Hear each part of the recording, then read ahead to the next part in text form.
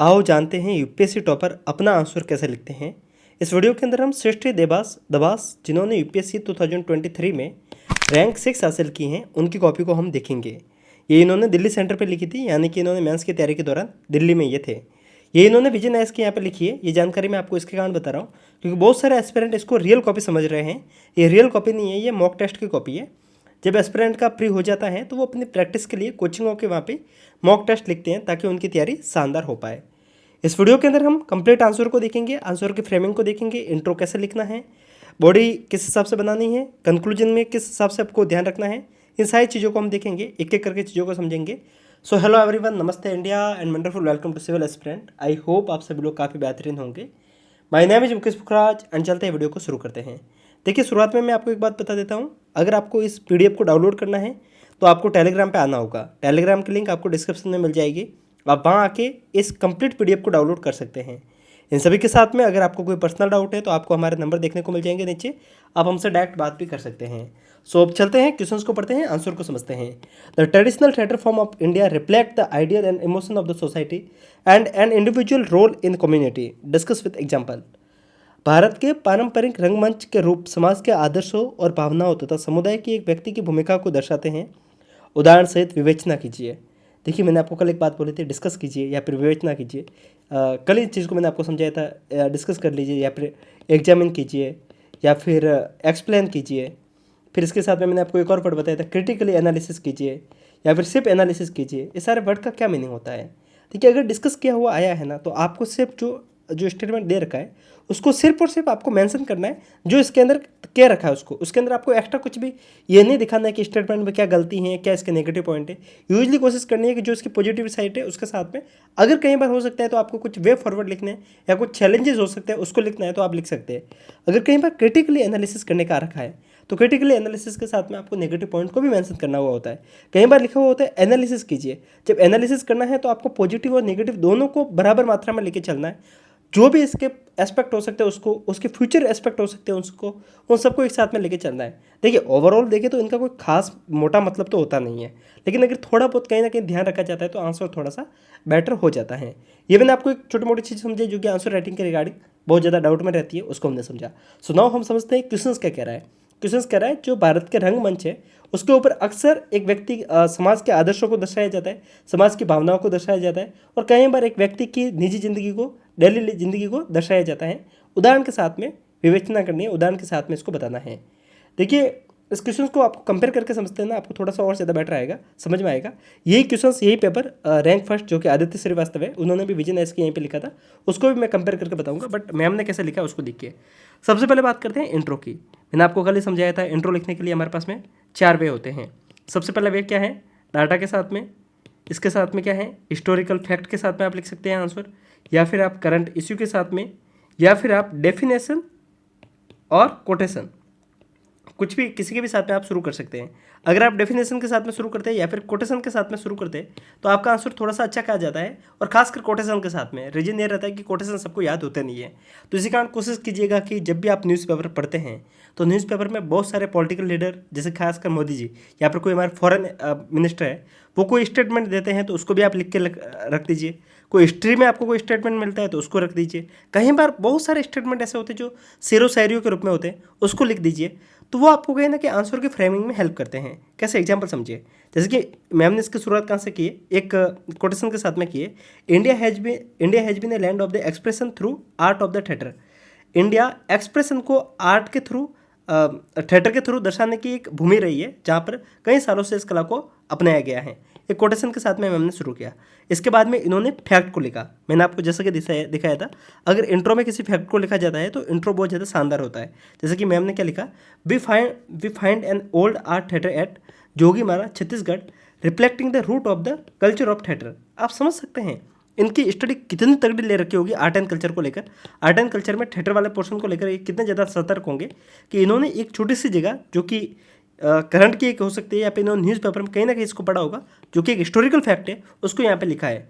मैंने भी जब इसको फर्स्ट टाइम पढ़ा तो मुझे भी नहीं पता था इसके बारे में, ठीक है। तो कई बार चीज़ें ऐसी होती है जो हमें नहीं पता होती है। इवन मैं आपको रैंक फर्स्ट के साथ में कंपेयर करके बताता हूँ, आपको उससे समझ में आएगा। सो एक मिनट है, मैं खोल के आपको बताता हूँ कि कौन से रैंक फर्स्ट की कॉपी है। ये रूहानी मैम की कॉपी है। देखिए इन सारी PDF को अगर आपको नीड है ना तो आपको टेलीग्राम पे आना ही होगा। टेलीग्राम पे आके आप डायरेक्ट इनको डाउनलोड करके देख सकते हैं। ये GS2 की कॉपी है एंड इसमें कोई इश्यू आ रहा है, मैं आपको खोल के डायरेक्ट PDF के फॉर्मेट में खोल के आपको दिखाता हूँ, मिल जाएगी मुझे।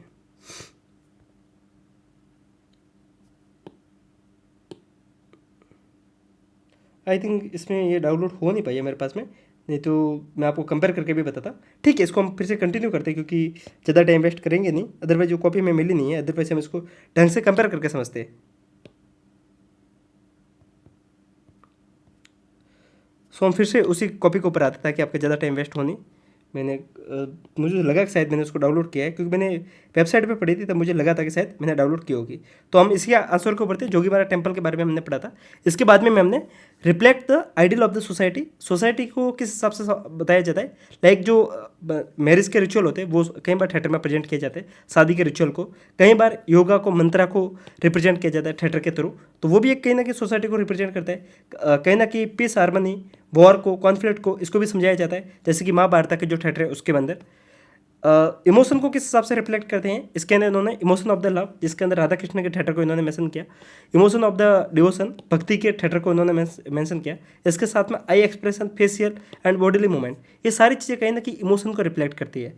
लास्ट में इन्होंने इंडिविजुअल आर्ट को किस हिसाब, इंडिविजुअल रोल को कैसे मेंशन करते हैं एक थिएटर, जिसके अंदर जो एक वुमन का रोल है उसको परफॉर्म, हाउस होल्ड के रोल के रूप में उसको परफॉर्म किया जाता है। तो वो कहीं ना कहीं कम्युनिटी के रोल को भी वहाँ पे दर्शाता है।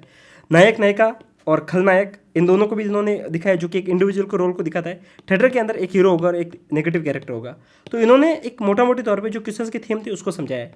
आप एक बात समझिए, ये जो क्वेश्चंस था इसके अंदर ऐसा कुछ नहीं है जो यूनिक है। यूनिक क्या है? इंट्रो। जो बाकी चीज़ें तो लिखी है ना वो ऑलमोस्ट आपको भी आ रही है। अगर आपको क्वेश्चन समझ में आ जाए तो इन चीज़ों को सिर्फ लिखना किस फॉर्मेट में, वो अगर आ जाए तो ये फैक्ट लगभग सबको पता है, कोई भी इसको लिख सकता है। मेन चीज़ आप ये देखिए, इन्होंने इंट्रो के अंदर सबसे ज़्यादा जोर दिया और फिर लास्ट में एंड के अंदर देखिए, hence the traditional theatre prove to be mirror of the society. अब आप ये देखिए, मिरर ऑफ द सोसाइटी ये कहाँ से इन्होंने उठाया है? ये 2016 का एक क्वेश्चन था जिसके अंदर यूपीएससी के क्वेश्चन पूछा था, the Indian cinema is the mirror of the society, ये करके क्वेश्चन पूछा था और डिस्कस करने के लिए पूछा गया था कि भारतीय सिनेमा समाज का एक आईना है, उसको समझाने के लिए कहा गया था। तो इन्होंने भी उसी स्टेटमेंट को डायरेक्ट कहाँ से उठा दिया कि traditional theatre is the mirror of the society, समाज का एक आईना है। तो आप देखिए किस हिसाब से प्रेजेंस ऑफ माइंड को यूज़ किया गया है।